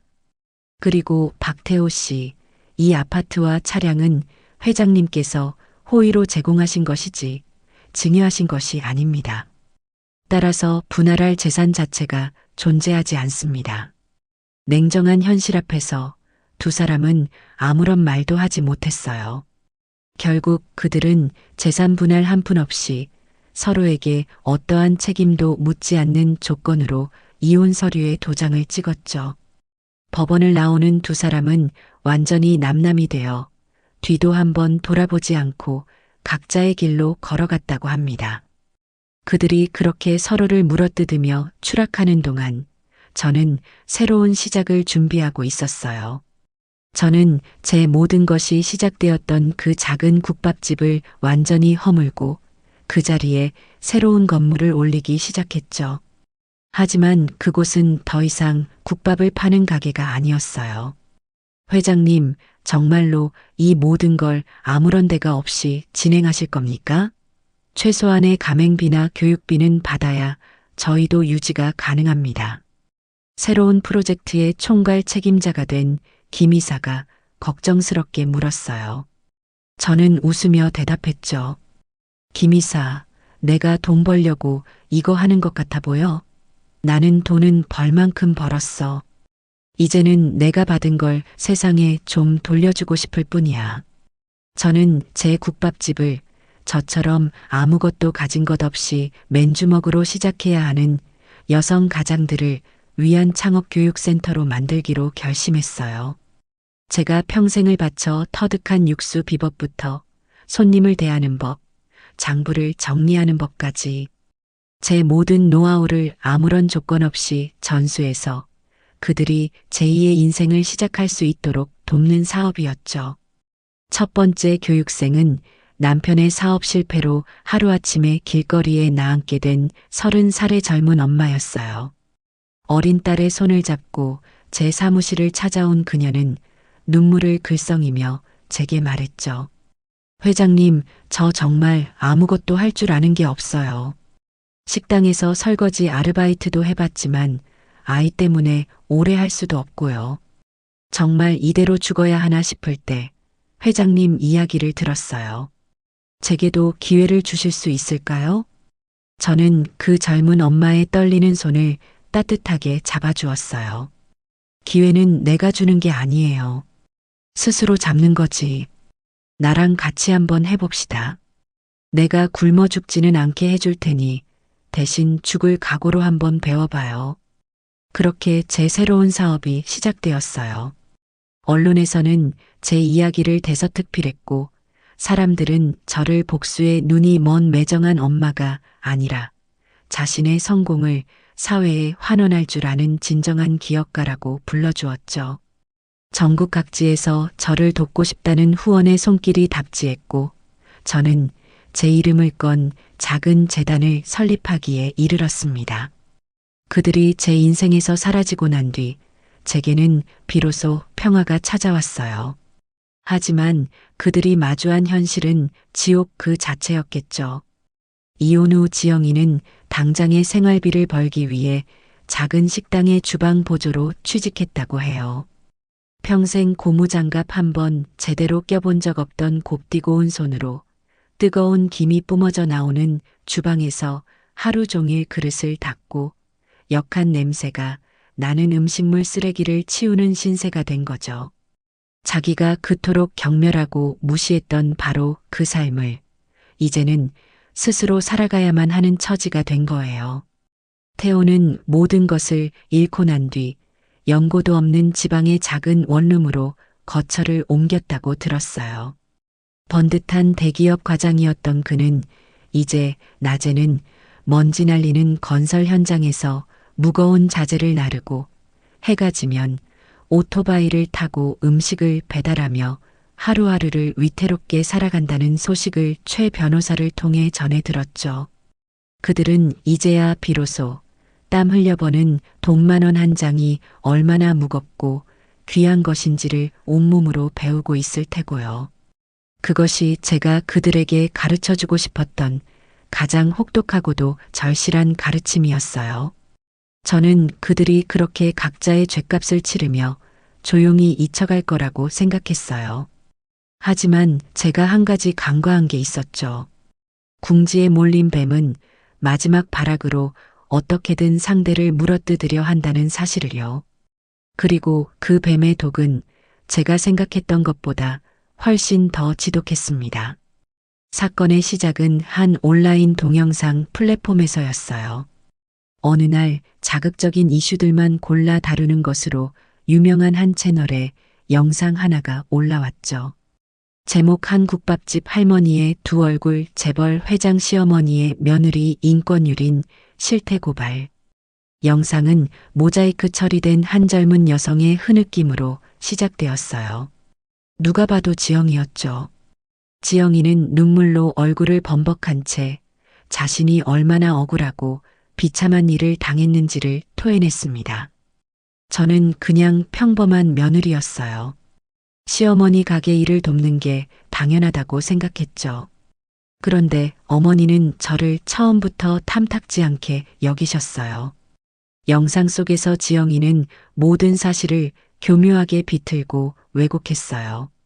가게에서 돈이 빈 것은 자신이 훔친 것이 아니라 평소 용돈을 제대로 주지 않던 시어머니에게 생활비가 부족해 잠시 빌렸던 것뿐이라고 주장했죠. 태호가 제 뺨을 때린 사건은 제가 먼저 지영이의 머리채를 잡고 흔들며 모욕적인 말을 퍼부었기 때문에 아들이 흥분해서 저를 말리다가 실수로 일어난 일이라고 거짓말을 했어요. 어머니는 그 작은 실수 하나를 빌미로 저희 부부의 모든 것을 빼앗아 가셨어요. 저희가 살던 집, 남편의 직장, 저희의 명예까지 전부 다요. 저희는 하루아침에 길거리로 나앉게 됐어요. 단지 그분이 가진 돈과 권력이 저희보다 훨씬 더 강하다는 이유만으로요. 영상은 제가 그동안 이룩한 기업의 성공 신화를 보여주며 저를 피도 눈물도 없는 냉혹한 재벌 회장으로 포장했어요. 그리고 지영이를 그 거대한 권력에 의해 모든 것을 잃고 짓밟힌 사회적 약자이자 피해자로 둔갑시켰죠. 영상은 순식간에 수백만 조회수를 기록하며 인터넷을 뜨겁게 달구었습니다. 사람들의 반응은 폭발적이었어요. 와, 진짜 소름 돋는다. 국밥으로 성공한 서민 할머니인 척하더니 뒤로는 저런 짓을 하고 다녔네. 며느리가 돈 몇 푼 썼다고 아들 인생까지 망쳐놓는 게 정상적인 시어머니냐? 저 기업 제품 불매운동해야 하는 거 아니에요? 저런 비윤리적인 기업은 망해야지. 여론은 순식간에 저에게 등을 돌렸습니다. 제가 심혈을 기울여 시작한 창업지원재단은 이미지 세탁용쇼라는 비난에 휩싸였고 회사 홈페이지와 제 개인 SNS에는 입에 담을 수 없는 악성 댓글들이 쉴 새 없어 쏟아졌죠. 심지어 가게 앞까지 찾아와 욕설을 퍼붓고 오물을 투척하는 사람들까지 생겨났습니다. 최 변호사와 김 이사는 당장이라도 허위사실 유포로 지영이를 고소하고 언론에 공식적인 반박 자료를 내야 한다며 길길이 날뛰었어요. 회장님, 이대로 보고만 계실 겁니까? 저 여자의 거짓말 때문에 평생 쌓아 올리신 명예가 하루아침에 땅에 떨어지고 있습니다. 당장 법적으로 대응해야 합니다. 저런 악의적인 영상은 지금 바로 삭제 조치를 요청하고 관련자들을 전부 법정에 세워야 합니다. 하지만 저는 이상할 정도로 침착했어요. 오히려 고개를 저으며 그들을 말렸죠. 아니, 지금은 가만히 있어. 저건 지영이 혼자 꾸민 일이 아닐 거야. 그리고 저 아이가 저렇게까지 나오는 데는 분명 다른 이유가 있을 테지. 제 예상은 틀리지 않았어요. 며칠 뒤 최 변호사에게서 태호의 소식이 들려왔습니다. 막노동과 배달 일을 전전하며 피폐한 삶을 살던 태호가 지영이의 연락을 받고 다시 그녀와 합쳤다는 거였죠. 지영이는 태호에게 이렇게 속삭였다고 해요. 태호 씨, 우리가 이렇게 무너질 수는 없잖아. 지금 여론은 전부 우리 편이야. 사람들은 우리가 약자라고 생각하고 있어. 이 기회를 잘 이용하면 우리는 모든 것을 되찾을 수 있어. 아니, 예전보다 훨씬 더 많은 것을 얻어낼 수도 있다고. 지영아, 그게 정말 가능할까? 어머니가 보통 분이 아니시잖아. 걱정 마. 내가 다 계획이 있어. 태호 씨는 그냥 내 옆에서 슬픈 표정으로 눈물만 흘리면 돼. 사람들은 진실 같은 거 관심 없어.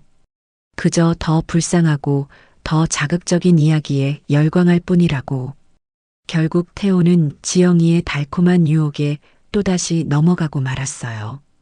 그들은 변호사를 선임하고 언론 인터뷰를 자청하며 본격적으로 저를 공격하기 시작했죠.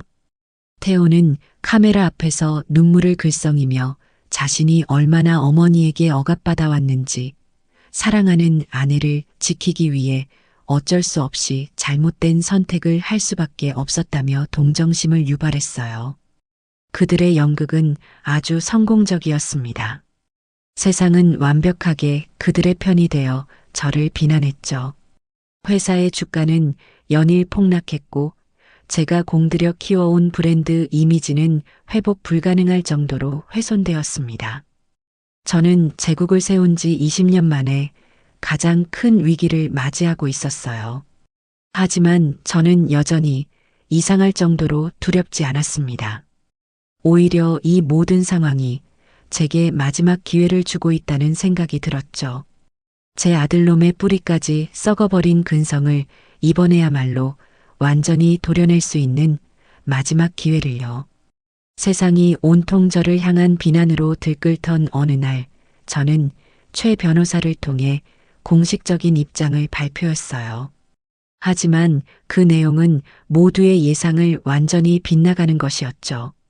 한풍경 푸드의 박순자 회장은 최근 불거진 논란으로 인해 심신이 극도로 쇠약해져 현재 위독한 상태이며 모든 법적 대응을 중단하고 병상에서 아들 부부를 만나 마지막으로 화해하고 싶다는 뜻을 전해왔습니다.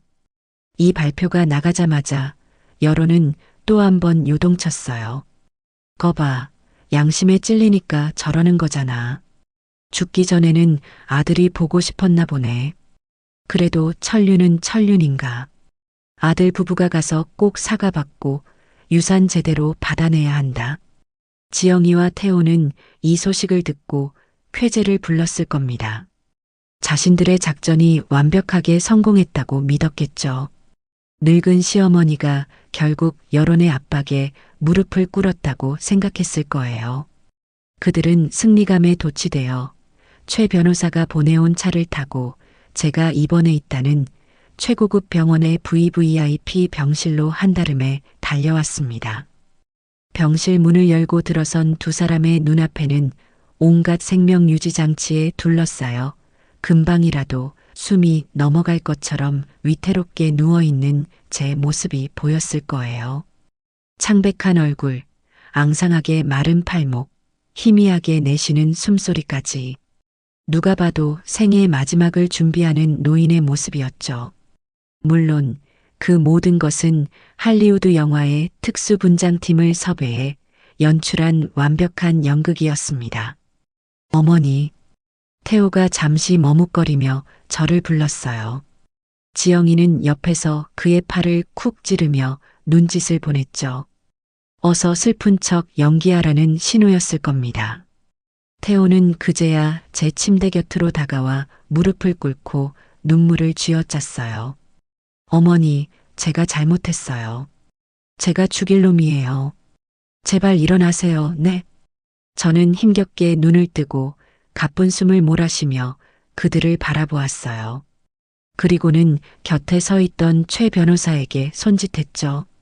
최 변호사, 내가 전에 말했던 유언장 가져왔나? 네, 회장님.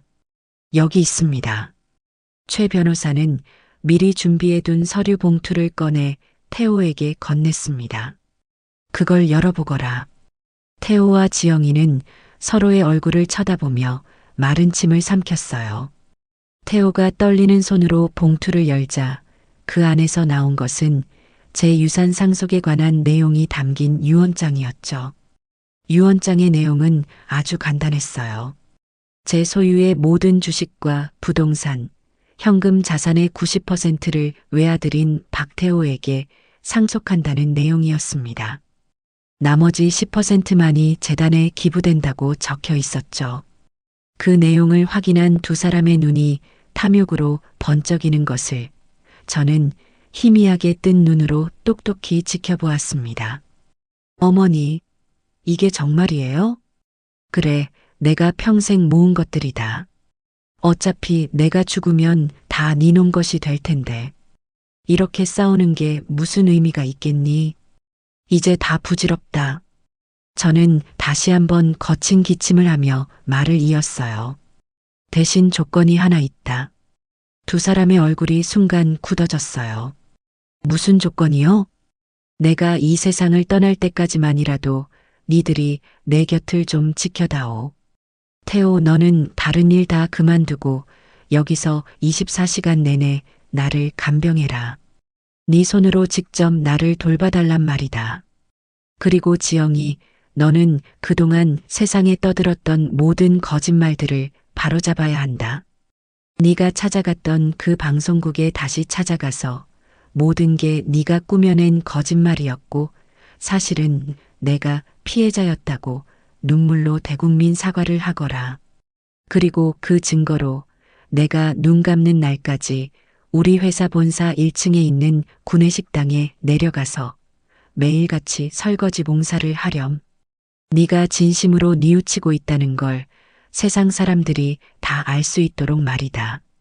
제 말이 끝나자마자 두 사람의 표정이 아주 미묘하게 하지만 분명하게 일그러졌어요. 그토록 원하던 막대한 유산을 눈앞에 두었지만 그 조건이 자신들의 생각과는 전혀 달랐기 때문이겠죠. 지영이가 먼저 조심스럽게 입을 열었어요. 어머니, 물론 어머니를 돌봐드리는 건 당연히 저희가 해야 할 일이죠. 그런데 굳이 태호 씨가 직접 할 필요가 있을까요? 상속받을 돈으로 국내 최고의 간병인 팀을 고용해서 밤낮으로 어머님을 돌보게 하는 게 훨씬 더 효율적이지 않을까요? 태호 씨는 어머님이 물려주실 그 큰 회사를 경영할 준비를 해야 하잖아요. 옆에 있던 태호도 거들었어요. 맞아요, 어머니. 지영이 말대로 제가 옆에 있는 것보다 전문가들이 돌봐드리는 게 어머님 건강에도 훨씬 더 좋을 거예요. 그리고 지영이가 방송에 나가서 사과하는 건 좀 그렇지 않아요? 이미 여론이 우리 쪽으로 다 기울었는데 갑자기 말을 바꾸면 사람들이 우리를 아주 우습게 볼 거예요. 저희 명예도 있고요. 지영이는 한술 더 떴죠. 네, 어머니. 그리고 제가 굳이 그 회사 구내식당에서 설거지를 해야 할까요? 차라리 어머님 이름으로 된 재단에 가서 봉사활동을 하는 모습을 보여주는 게 어머님 이미지에도 훨씬 더 도움이 될 텐데요. 설거지 같은 허드렛 일은 다른 사람 시켜도 되잖아요. 그들은 죽어가는 제 앞에서 저를 위한답시고 포장하며 어떻게든 자신들이 해야 할 의무와 책임을 피하고 오직 돈만 편하게 상속받을 궁리만을 하고 있었어요. 그들의 눈에는 저에 대한 아주 작은 연민이나 죄책감도 보이지 않았죠. 오직 식을 줄 모르는 탐욕과 이기심만이 번들거릴 뿐이었습니다. 저는 그들의 추악한 대화를 들으며 조용히 눈을 감았어요. 그리고는 나지막이 말했죠. 그래, 니들 마음은 잘 알겠다. 바로 그 순간이었어요. 제가 누워있던 병실 침대 옆에 커튼이 스르륵 열리고 그 뒤에서 최 변호사와 김 이사 그리고 지영이가 처음 찾아갔던 그 영상 채널의 기자가 굳은 얼굴로 걸어 나왔습니다. 기자의 손에는 이 모든 대화를 처음부터 끝까지 녹화하고 있는 카메라가 들려 있었고요. 이게 다 뭐예요? 상황 파악이 안 된 지영이가 당황해서 소리쳤어요. 저는 천천히 몸을 일으켜 앉았습니다. 제 얼굴에서 병색은 온데간데 없이 사라졌고 목소리에는 다시금 힘이 실렸죠. 뭐긴. 니들의 진짜 속마음을 대한민국 모든 사람들이 볼 수 있도록 생중계하고 있는 거지. 저는 침대 헤드에 편안하게 등을 기댄 채 새하얗게 질려버린 두 사람을 바라보며 싸늘하게 웃어 보였습니다.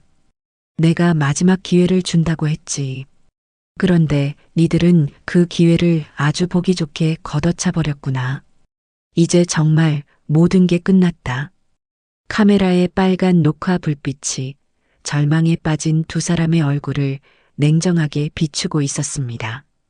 그날 병실에서 벌어진 모든 일은 편집되지 않은 날 것 그대로의 영상으로 인터넷에 공개되었어요.